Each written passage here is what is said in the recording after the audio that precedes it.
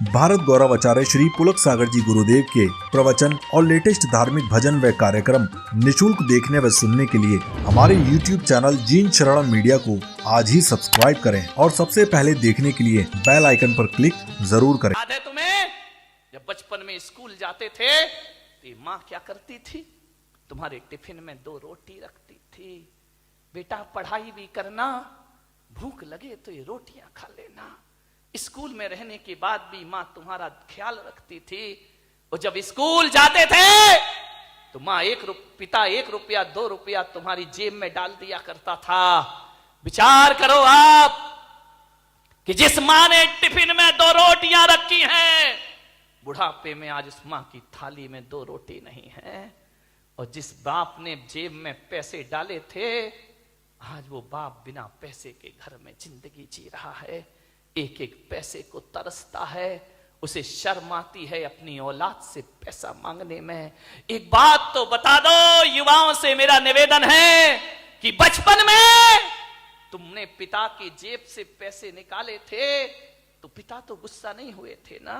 पिता तो सोचते थे बच्चा है, निकाल लिया, खर्च करेगा, कोई बात नहीं है। बचपन में पिता के जेब से पैसे निकालते तब पिता को गुस्सा नहीं आया। और आज बुढ़ापे में बाप यदि तुम्हारी जेब से पैसा निकाले तो तुम्हें गुस्सा क्यों आता है? मैं आपसे पूछना चाहता हूं, युवाओं से मेरा प्रश्न है, आज आपको गुस्सा क्यों आता है? आज पिता को इजाजत क्यों लेना पड़ती है? एक बात आपसे निवेदन करने जा रहा हूं, मान्यवर, जब तुम छोटे थे ना, ये वही बाप है। तुम्हारे घर में एक चिड़िया आती थी, तुम बचपन में छोटे में पूछते थे पापा ये क्या है? पापा कहते थे बेटा चिड़िया है।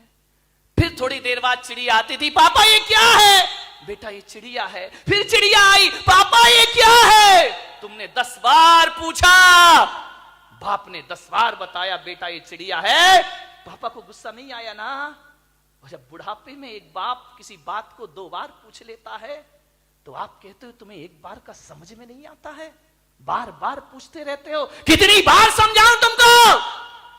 बताओ, तुमने 10 बार पूछा तो पापा ने गुस्सा नहीं किया, आज पापा ने 2 बार पूछ लिया तो तुमको गुस्सा आ गया। तुम कहते हो कि माँ बाप जिद करते हैं, बुढ़ापे में परेशान करते हैं। तुमने भी बहुत जिद की थी जब तुम अपने माँ बाप के साथ बाजार गए थे, खिलौने के लिए मचल गए थे, पापा यही खिलौना लूंगा, पापा के पास पैसे नहीं थे, पापा मुझे यही वाला चाहिए। सोचिए, आप विचार करिए, बाप के पास कुछ नहीं था, तुमने डिमांड की, तुमने जिद की, तुम भी तो सड़क पर मचल गए थे, बाजार में रोने लगे थे, तब पापा को गुस्सा नहीं आया। और आज माँ बाप थोड़ी सी जिद कर ले, तुमको गुस्सा आ जाता है। किस काम की जिंदगी है ये तुम्हारी? मान्यवर, विचार करिए, तुमने कितना परेशान किया है माँ बाप को। उस परेशानी का यदि 1% भी चुका सको तो माँ बाप खुशी से अपनी जिंदगी जी लेंगे। मेरे भाई, मैं आपसे निवेदन करता हूं, माँ बाप का सम्मान ना कर सको कोई बात नहीं है, ज्यादा उनका मान प्रतिष्ठा ना दे सको कोई बात नहीं, लेकिन मेरा आपसे आज एक निवेदन है, इज्जत ना दे सको कोई बात नहीं, मगर ऐसा तो करो कि माँ बाप इज्जत से उस घर में रह सके। ध्यान रखें, इतना तो कर सकते हो ना कि सम्मान की जिंदगी जी सके। वो क्या करते हम माँ बाप के लिए? स्वामी विवेकानंद बहुत बड़े संत हुए, अमेरिका गए, उन्होंने अपना भाषण दिया, प्रवचन दिया, मां पर बहुत अच्छा बोलते थे। वो कहते थे मां से अच्छा कुछ नहीं होता, मां से बड़ा कोई धर्म नहीं होता, पिता से बड़ा कोई धर्म नहीं होता, कोई कर्तव्य नहीं होता हमारा। विवेकानंद से किसी जिज्ञासु ने पूछ लिया, आप मां की इतनी महिमा गाते हैं, मां में ऐसा क्या है? धरती पर आए हैं तो मां तो मिलेगी मिलेगी, इसमें कौन सा एहसान? और हर मां बाप पाल पोस के बड़ा करते हैं, कोई बड़ा काम नहीं कर दिया उन्होंने। धरती पर आओगे तो मां बाप तो मिलेंगे ही मिलेंगे। विवेकानंद ने कहा, यह प्रश्न कोई भारत का आदमी पूछ रहा है कि मां में ऐसा क्या है? स्वामी विवेकानंद ने उसे बुलाया कि इधर आओ। वो एक साफा बांधते थे, उन्होंने अपनी पगड़ी खोली, बोले इसे पकड़ो। उसने कहा स्वामी जी ये क्या है? बोले पकड़ो। उसने पकड़ा। स्वामी विवेकानंद ने कहा कि जाओ मेरी सभागृह के बाहर 1 किलो का पत्थर पड़ा है, उसे उठा के लाओ। बोले स्वामी जी मुझे प्रश्न का उत्तर चाहिए, ये पत्थर में से नहीं उठेगा। बोले देख, मां बाप के संदेह में उठा हुआ प्रश्न किसी पत्थर से कम नहीं हुआ करता है। तो पत्थर का जवाब स्वामी विवेकानंद नहीं देते, पत्थर का जवाब पत्थर ही दिया करता है। जाओ और पत्थर उठा के लाओ। वो पत्थर उठा के लाया। स्वामी जी ने कहा अपने पेट में बांध, और बांध करके पूरे नगर के 3 चक्कर लगा के आ। बोले ऐसा नहीं हो सकता। बोले क्यों नहीं हो सकता है? बोले मुझे उत्तर चाहिए। बोले उत्तर मैं नहीं दूंगा, उत्तर पत्थर देगा। मां बाप के खिलाफ उठा प्रश्न पत्थर है, उत्तर भी पत्थर ही देगा। जाओ। उसने बांधा पूरे परिक्रमा। बोले थोड़ी देर बांधा फिर छोड़ दिया। बोले मेरे से नहीं होगा ये। बोले क्यों? बोले स्वामी जी आप इतने बड़े विद्वान हैं, मनीषी हैं, ज्ञानी हैं, मैं पेट में पत्थर बांध के घूमूंगा तो लोग हंसेंगे, मेरा मजाक बनेंगे, मुझे अच्छा नहीं लगेगा, मुझे शर्म आती है। तो स्वामी विवेकानंद ने कहा उत्तर मिल गया। बोले ये कोई उत्तर है क्या? बोले यही उत्तर है। जब तुझे 1 किलो का पत्थर बांध के घूमने में शर्म आती है, बोल तेरी मां 9 महीने तुझे पेट में रखकर कैसे घूमी होगी, उसे शर्म नहीं आई होगी। और आज तुझे शर्म आई और तूने पत्थर फेंक दिया। अरे मूर्ख, यदि तेरी मां को शर्म आती हो तुझे कोख से निकाल कर फेंक देती तो आज मेरी सभा में प्रश्न पूछने की औकात तेरी नहीं होती। इस ध्यान रखिए, ये मां बाप का उपकार हुआ करता, ये मां बाप की बदौलत है। एक बात याद रखना मेरे भाई, आज तुम्हारे पास जितनी भी दौलत है वो मां बाप की बदौलत है। ध्यान रखिए, मां बाप नहीं होंगे तो कहां से डॉक्टर बन जाओगे, कहां से इंजीनियर बन जाओगे? अरे मां बाप का एहसान मानो, एहसान मानो इस मां का। गर्भपात की दुनिया में भी तुम्हें जन्म देने की ताकत रखी है उसने। यदि जन्म से पहले मार देती तो आज यहां बैठ के प्रवचन नहीं सुन रहे होते तुम लोग। आज जो इज्जत तुमने कमाई है ना, ये मत सोचना कि पढ़ लिख के इज्जत कमाई है, ये मत सोचना कि दौलत कमा के इज्जत कमाई है। आज किसी संत की सभा में इज्जत से बैठे हो तो अपनी बदौलत नहीं, अपने मां बाप की बदौलत बैठे हुए हो। ध्यान रखिए, मेरा आपसे निवेदन है, यदि ये मां तुम्हें जन्म देके किसी कचड़े घर में फेंक देती ना, जैसे आज बुढ़ापे में तुम उसे फेंक रहे हो, यदि बचपन में इस मां ने फेंक दिया होता ना तो ना तुम्हारी जात का पता चलता, ना तुम्हारे बाप का पता चलता, और इस धरती पर नाजायज औलाद बनकर जीते रहते। कोई तुमसे शादी करने को तैयार नहीं होता। मेरे भाई, माँ बाप ने जिंदगी भर अपना चरित्र बचाया है, इस माँ ने अपने सतीत्व को बचाया है, उस पिता ने अपने चाल चलन को सुधारा है, तब जाकर तुम इस समाज में इज्जत की जिंदगी जी रहे हो। मेरे भाई ध्यान रखिए, ये इज्जत भी माँ बाप से मिली है, ये नाम भी माँ बाप से मिला है। और तुम्हें डॉक्टर बनाने से पहले तुम्हें डॉक्टर बनाने का सपना माँ बाप ने देखा था, तुमने बाद में, तुम्हें तो अकल भी नहीं थी, तुम्हें तो समझ भी नहीं थी कि इंजीनियर क्या होता है, डॉक्टर क्या होता है। माँ बाप तुम्हें बनाते हैं। आज तुम जहां भी हो, संतों की बदौलत, भगवान की बदौलत हो या ना हो, माँ बाप की बदौलत आज तुम जहां पर भी हो। ध्यान रखिए, माँ बाप का हाथ है इसमें। बूढ़ा दुखी हो गया, बहुएं पसंद नहीं करती, घर जाता बूढ़ा तो ऐसा लगता जिसे किसी जेल में प्रवेश कर रहा हो।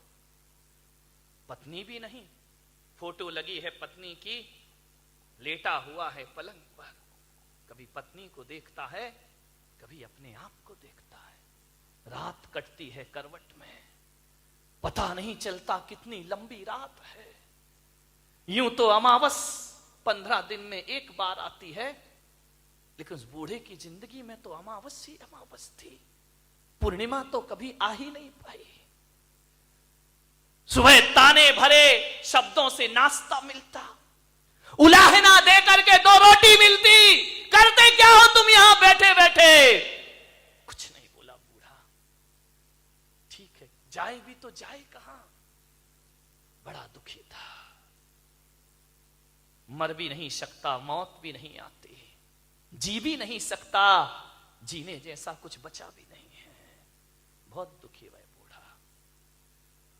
थोड़ा बहुत टहलाता, यार दोस्तों में बैठता, शरीर में ताकत नहीं, कुछ कमाए, कुछ मेहनत करे, फिर घर लौट आता। और घर लौटता तो ऐसा लगता कि किस दरिंदगी की जिंदगी में मैं वापस लौट आया हूं। कोई ढंग से बात नहीं करता, बेटे के पास टाइम नहीं, वो क्लिनिक से आता, वो साइट से आता नहाता धोता, टीवी के सामने बैठ जा। बूढ़े बाप से कोई कुछ नहीं पूछता। मैं युवाओं से निवेदन करूंगा, बूढ़े माँ बाप को बुढ़ापे में कुछ नहीं चाहिए, कुछ नहीं चाहिए। कोई बूढ़े माँ बाप नहीं कहेंगे अच्छा कमरा दो, अच्छा बंगला दो, गाड़ी दो, मोटर दो, अच्छा खाना दो। कोई माँ बाप नहीं। आपसे निवेदन है, जब कोई बेटा विदेश जाता है ना घूमने के लिए, पढ़ने के लिए, यदि वो पत्नी से पूछता है क्या लेकर आऊं, पत्नी कहती मेरे लिए हार लेकर आना। बच्चे से पूछता बेटा तेरे लिए क्या लेके आऊं, वो कहता है मोबाइल लेके आना। बहन से पूछता है तेरे लिए क्या लेकर आऊं, वो कहती अच्छे से सूट लेकर के आना। लेकिन जब मां से पूछता है मां मैं विदेश जा रहा हूं, बता तेरे लिए क्या लेकर आऊं, तो मां कहती है मेरे पास सब कुछ है मेरे बच्चे, कुछ लाए या ना लाए, मेरा लाल तू वापिस आ जाए, इससे बड़ा उपहार मेरे लिए दुनिया में कोई दूसरा नहीं। एक मां है जो केवल तुम्हें चाहती है, तुम्हें बस, बाकी सारे रिश्ते तो तुमसे कुछ चाहते हैं। ध्यान रखिए, तुम्हें चाहने वाला कौन है। मान्यवर, क्या चाहिए एक बूढ़े मां बाप को?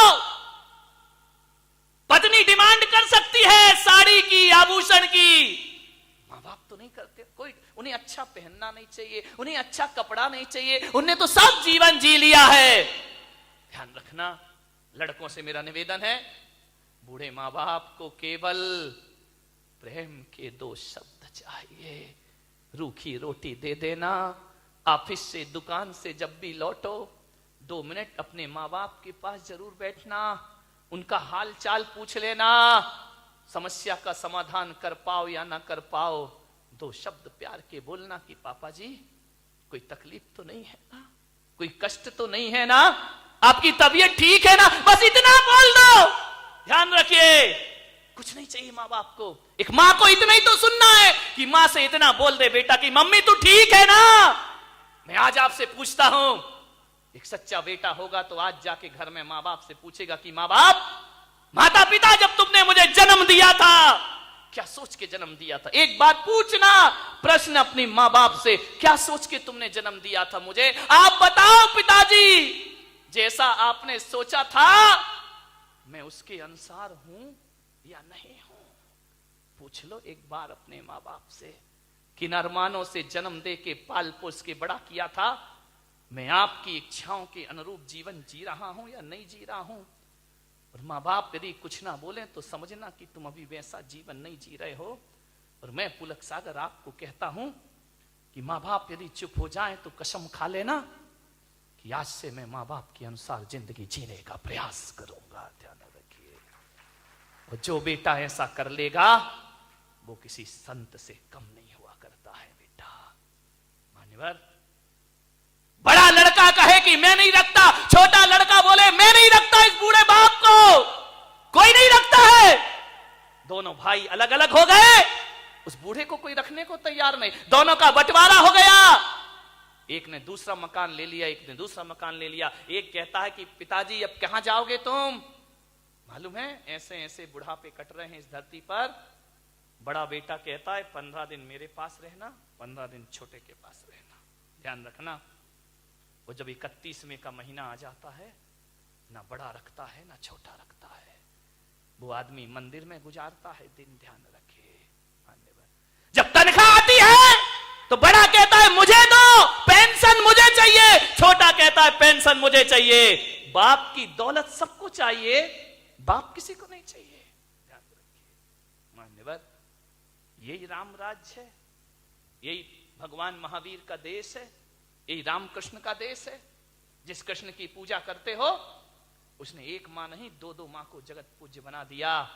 जन्म देने वाली देवकी और पालने वाली यशोदा को भी सारे जगत का सम्मान प्रदान कर दिया। विचार कर, राम जैसे बेटे जो वनवास देने वाली मां को भी अपनी मां कह करके बुलाया करते हैं। ध्यान रखिए।